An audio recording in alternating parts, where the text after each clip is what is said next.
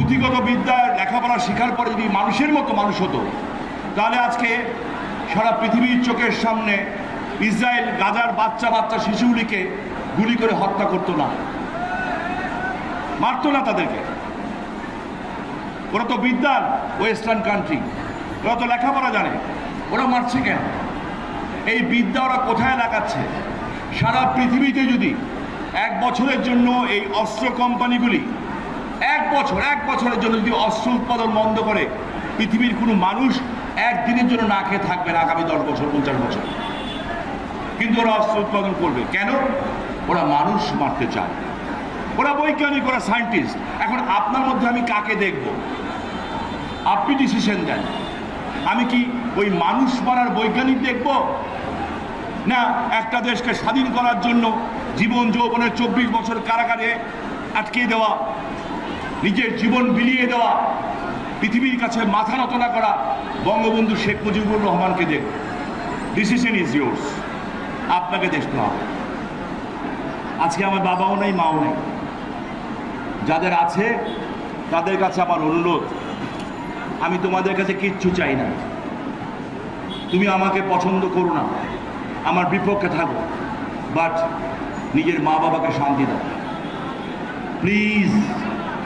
মা বাবা টাকা চায় না, গল্প করো বাসায়, যে ছোট ভাই বোন মিলে হাসাহাসি করো, বাসায় একটা সুন্দর পরিবেশ করো।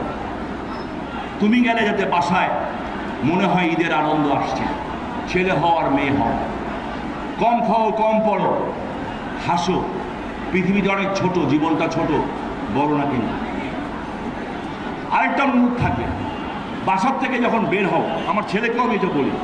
গতকাল রাত্রে, গত পরশু দিন রাত্রে অয়ন আমাকে বলছিল যে আব্বু মানে কি বললো, আমার মনে হয় মেডিকেল টিম করা উচিত।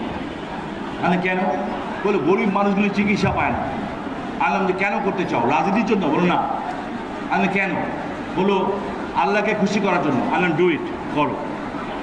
বিভিন্ন ওয়ার্ডে মেডিকেল ক্যাম্প করো, গরিব মানুষকে চিকিৎসা করো। তোমাদের আগায় আসা উচিত, দল দেখা দরকার নাই। অনেক মানুষ চিকিৎসা পায় না, আমরা অ্যারেঞ্জ করবো ঢাকার থেকে বড় বড় ডাক্তার ইনশাল্লাহ, যাতে মানুষ চিকিৎসা পায়।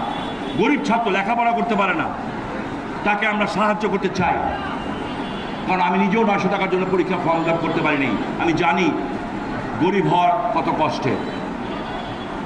তোমাদের কাছে আরেকটা অনুরোধ থাকবে, বাবা মা সবাইকে এইটা থাকবে অনুরোধ, বাসার থেকে যখন বের হবা নিজের গর্ব করো না তুমি যে আমি অমুক, আমি তমুক, আমি অমুক ভাইয়ের লোক, আমি তমুক ভাইয়ের লোক, আমি তার ভাতিজা, আমি তার ভাইগনা। নো, যেই গাছে ফল ধরে সেই গাছ নিচু হয়, যেই গাছে ফল ধরে না ওগুলি আগাছা হয়, আগাছার কোনো দাম নাই।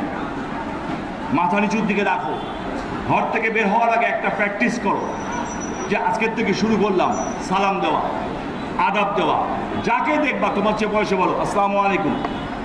সে যদি মন থেকে একবার তোমাকে ওয়ালাইকুম সালাম বলে কিংবা আদাব নমস্কার যাই দাও, যদি মন থেকে খুশি হয়ে দেয়, ওই একটা দোয়াই যথেষ্ট তোমার জীবন সুন্দর করে দেওয়ার জন্য। এবং দেশের জন্য মৃত্যুর আগে আল্লাহ তোমাদেরকে অনেক হায়াত দেখ, একটা ভালো কাজ করো। তুমি বলবো কি কাজ করবো দেশের জন্য? একটা গাছ লাগাও। 3.5 থেকে 4 কোটি যুবক আছে, 4 কোটি যুবক যদি একটা করে গাছ লাগায়, 4 কোটি গাছ হয় বাংলাদেশে। 4 কোটি গাছ হলে আজকে এই জুন মাসে এই সবাইকে এরকম গরমের মধ্যে আফসোস করতে হয় না, আমাদের নেচার পরিবর্তন হয়ে গেছে। একটা গাছ কেনার ক্ষমতা সবারই আছে, লাগানোর ক্ষমতাও সবার আছে, আমি বিশ্বাস করি। লাগাও, সাদকায়ে জারিয়া হিসেবে লাগাও। এইটাই আমার তোমাদের কাছে রিকোয়েস্ট, আর কোনো রিকোয়েস্ট করবো না।